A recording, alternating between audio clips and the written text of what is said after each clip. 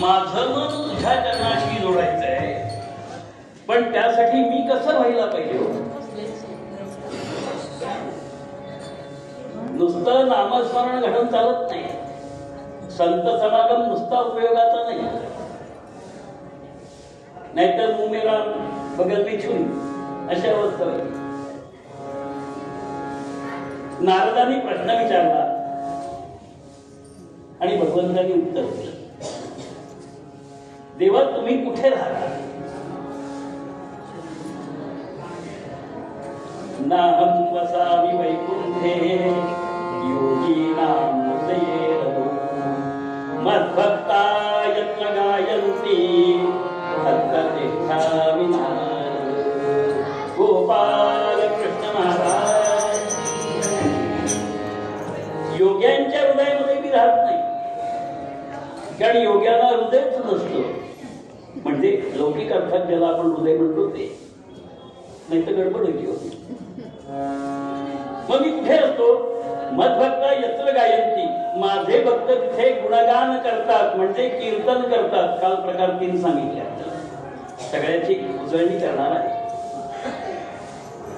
नामसंकीर्तन, गुणसंकीर्तन आणि लीला संकीर्तन हे ज्या ठिकाणी चालू असतं त्या ठिकाणी मी आहे. मग माझ्या घरात भगवंतांनी निवास करावा असं वाटत असेल तर मी काय केलं पाहिजे? अनन्य शरण व्हायचं असेल तर मी काय करायचंय? मी नामस्मरण करतो. घर 2 प्रकारचं आहे. एक ज्या वास्तूमध्ये आम्ही राहतो, समर्थ विचारतात हे घर कोणाचं आहे? तुझं आहे का? तुझं नाहीये. बरेच जण त्याच्यात राहतात, नावं घेत नाही सगळ्यांची. आपण समर्थाचे अभ्यासक आहात त्यामुळे आपल्याला कल्पना आहे. मग हे घर कोणाचं आहे? 6 बरोबर ना? ते षड्विकार ते माझ्या शरीरात आहेत, त्यांचंही हे घर आहे. घरातनं बाकीच्या प्राण्यांना बाहेर हाकलण्याचा प्रयत्न केला, त्यांना डासांना मारण्यासाठी किंवा धुरांना मारण्यासाठी टीव्हीवरच्या सगळ्या जाहिराती आणून, ती सगळी औषधं आणून माझ्या अंगावर सुद्धा काही राहू नये म्हणून वेगवेगळ्या प्रकारचे साबण लावून सुद्धा ते जातच नाही. त्यांना घालवण्यासाठी मी वेळ घालवायचा का हो? त्यांना घालवण्यासाठी मी माझा वेळ फुकट घालवायचा का? काय म्हटलंय? जाऊ नये ती क्षण. घटका गेली, बळे गेली, तास वादे झणाना, आयुष्याचा नाश होतो राम कार्य म्हणाना. हे जसं समर्थांनी म्हटलं तसंच वेगळ्या भाषेत या नगरीतले जे ज्येष्ठ कवी त्यांनी म्हटलं, घड्याळास या घाई नाही, विसा वाहितो नाही, पण त्याचे म्हणणे ध्यानी येई, आला क्षण गेला क्षण. आपल्याला माहिती आहे, आपण नाशिककरांतर नक्की माहिती असतं. मग या अवस्थेमध्ये माझा क्षण ते डास मारण्यासाठी, ती धुरळ मारण्यासाठी किंवा या सगळ्यांना बाहेर काढण्यासाठी फुकट जाऊ नये म्हणून संसार व्यसनी पडवलेली.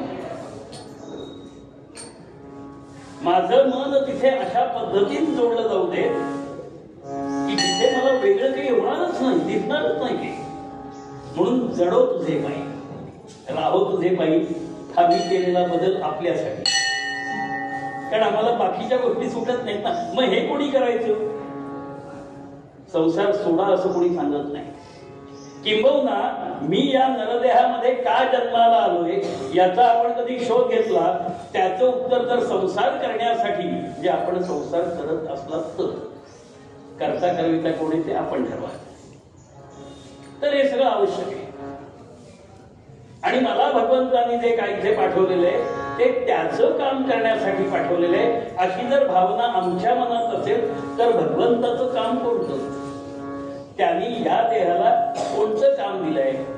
मगाशी माझा परिचय करून देताना एक छोटीशी चूक झाली. चूक म्हणायची का नाही आपण ठरवा. मी तत्वज्ञानाचा प्राध्यापक म्हणून कधी काम केलं नाही. हा, डॉक्टरेट माझी तत्वज्ञानातली, सांख्य दर्शनावरची. पण माझा शिकवणीचा विषय कॉमर्स होता. मग कॉमर्स मध्ये मी तत्वज्ञान सांगत असते. अकाउंटन्सी शिकवते. काल मी आपल्याला विचारलं 8 + 2 = वॉट असं सायन्स सांगतो, सिद्ध करा. 2 × 2 = 4 मॅथमॅटिक्स सांगतो, सिद्ध करा. मला खात्री आहे सिद्ध नाही करता येत. कारण तो 8 आणि तो O एकत्र आणायचे कसे? त्यांना एकत्र आणणारा कोण आहे? पूर्वपुराण म्हणतं कालच सृजती भूतानी कालच संवर्ते प्रजा. आमची मनुस्मृती म्हणते कालो वा कारणो राज्ञानो राजा वा काल कारणो इति संशयो मानव राजा कालस्य कारणं. मग राजा हा जर काळाचं त्या सगळ्यांना एकत्र आणण्याचं कारण आहे तर राजा कोण? मग मी राजा आहे का नाही? कठोपनिषदाचा दाखला देतो. या शरीररूपी रथाचं वर्णन करताना कठोपनिषद असं म्हणतं आत्मानं रथिनं विद्धि शरीरं रथमेव बुद्धिंदो सारथिं विग्री मनः प्रग्रहमेव. पुढचं नाही सगळं. आत्मरूपी राजा या रथावर बसलाय. त्याला आत्माराम म्हणा, आत्मा म्हणा, परमात्मा म्हणा, नाव काही द्यावं.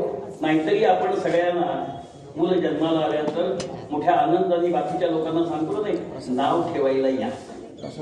मग तेव्हापासून आयुष्यभर त्या मुलाला बाकीचे लोक नाव ठेवतात. जबाबदार कोण? आपण ठरवा. मग मला हा जो नरदेह मिळालाय तो कशासाठी मिळालाय? भगवंताचं काम करायचंय. म्हणजे नेमकं काम करायचंय.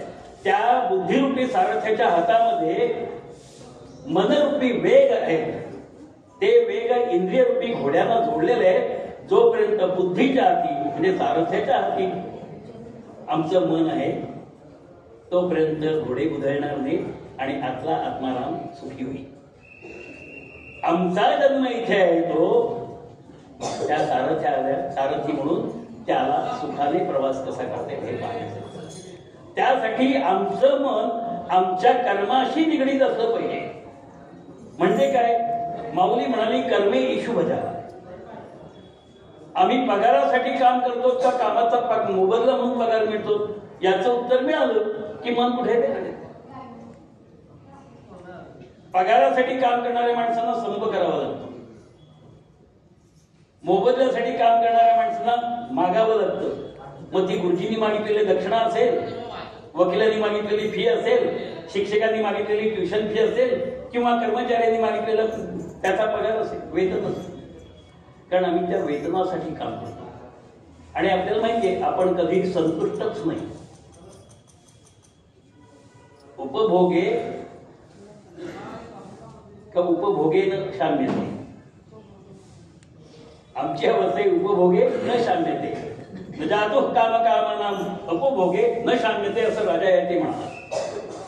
उपभोगाने कधीही विषय वासना संपत नाही, त्या वाढत जातात. आधुनिक अर्थशास्त्र असं म्हणलं ज्याचा उल्लेख मी माझ्या क्रांतिकारक समर्थ रामदास स्वामी पुस्तकात केलाय. तो विषय स्वतंत्र आहे, क्रांतिकारक कसे होते ते. पण तिथे असा उल्लेख आहे आम्ही आमच्या गरजा ज्या भागवण्याचा प्रयत्न करतो. ज्यांनी पदवीच्या परीक्षेमध्ये अर्थशास्त्राचा थोडासा अभ्यास केलाय त्यांना हे अर्थशास्त्र नसून अनर्थशास्त्र कसं आहे ते कळेल. मी त्याला अनर्थशास्त्र म्हणतो. आपण काही म्हणा.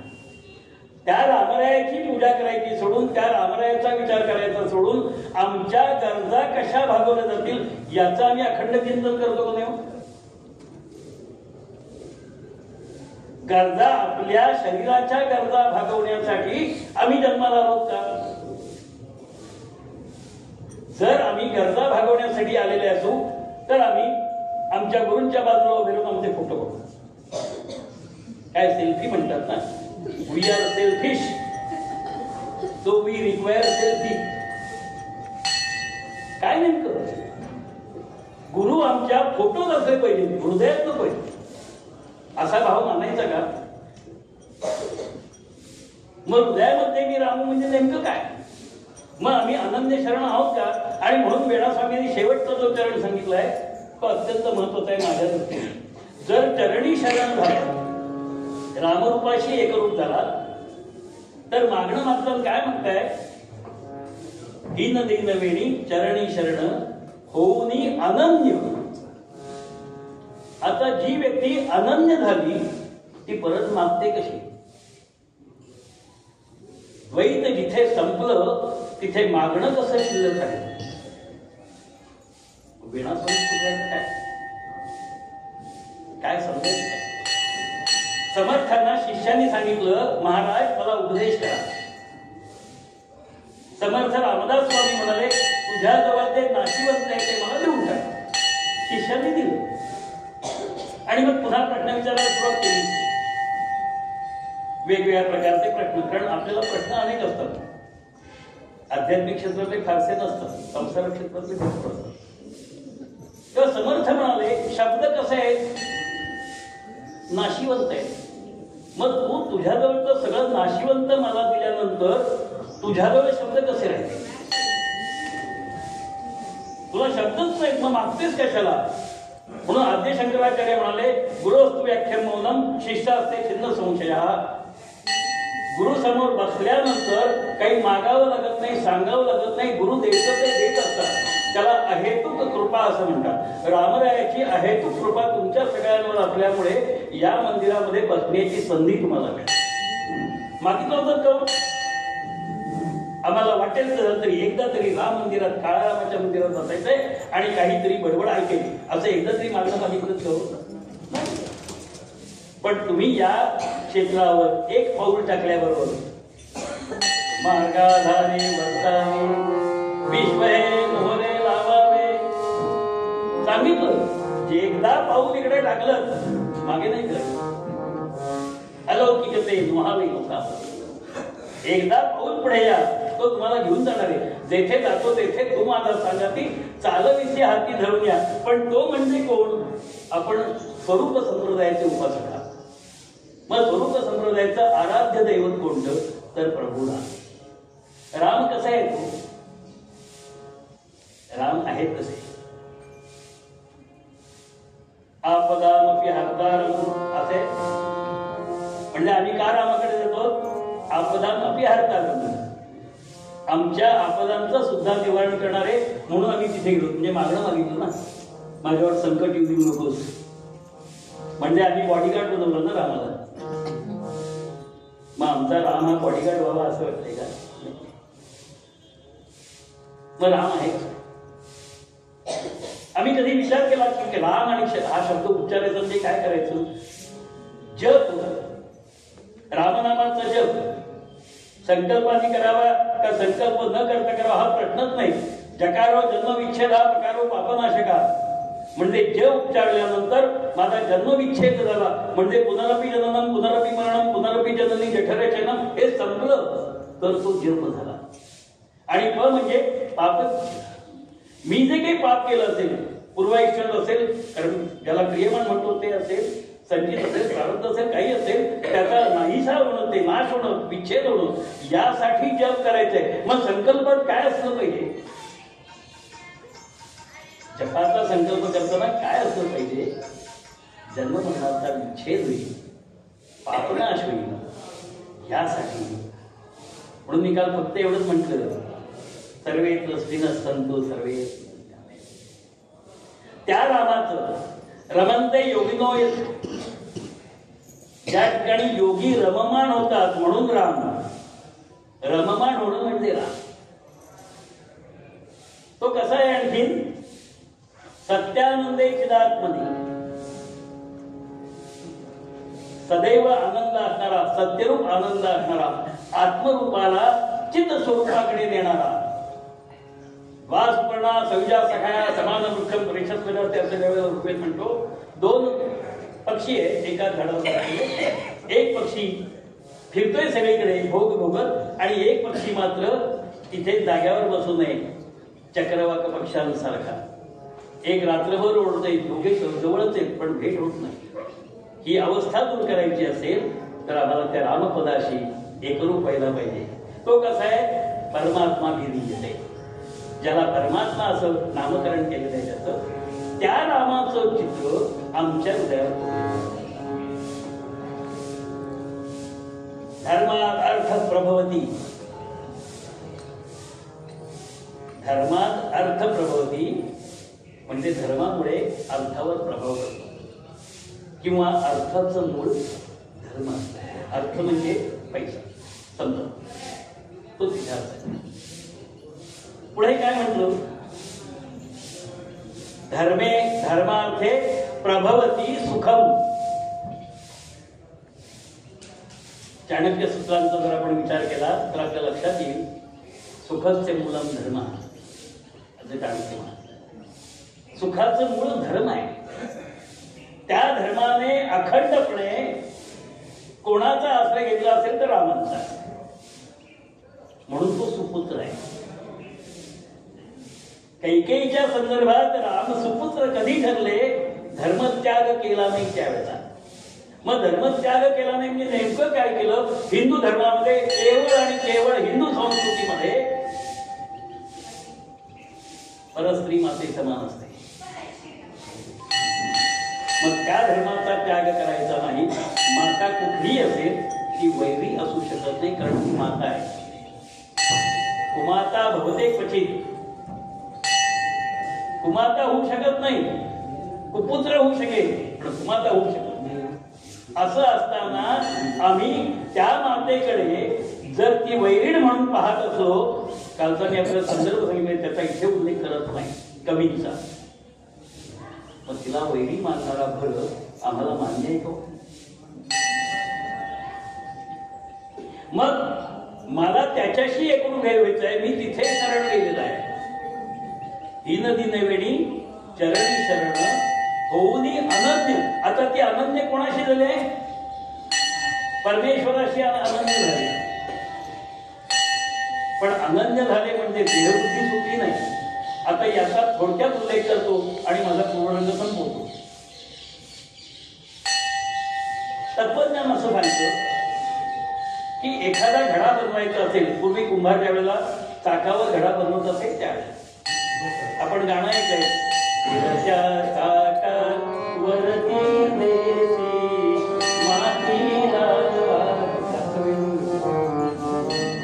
विठ्ठला तू वेळा चाक फिरताय, त्याच्यावर चिखलाचा गोळा ठेवला, हाताने हवा तसा घडा बनवला, तो घडा बाजूला काढून ठेवला, पण चक्र फिरतच राहिलं.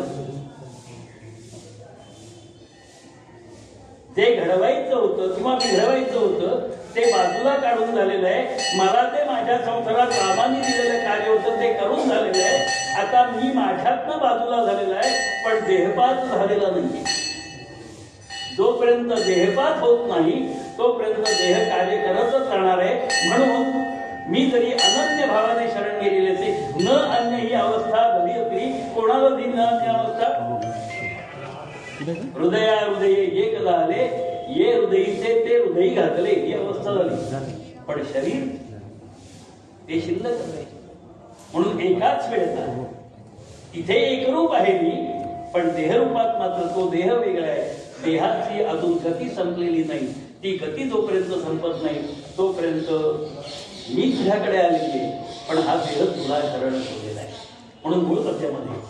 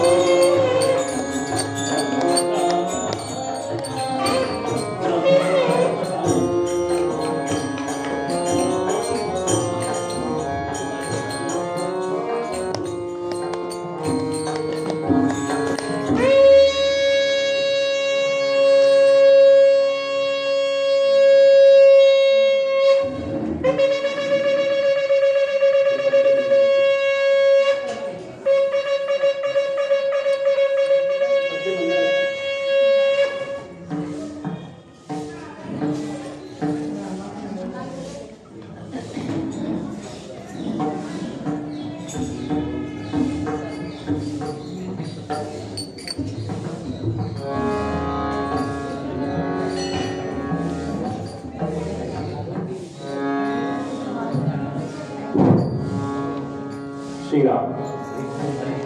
तू माझा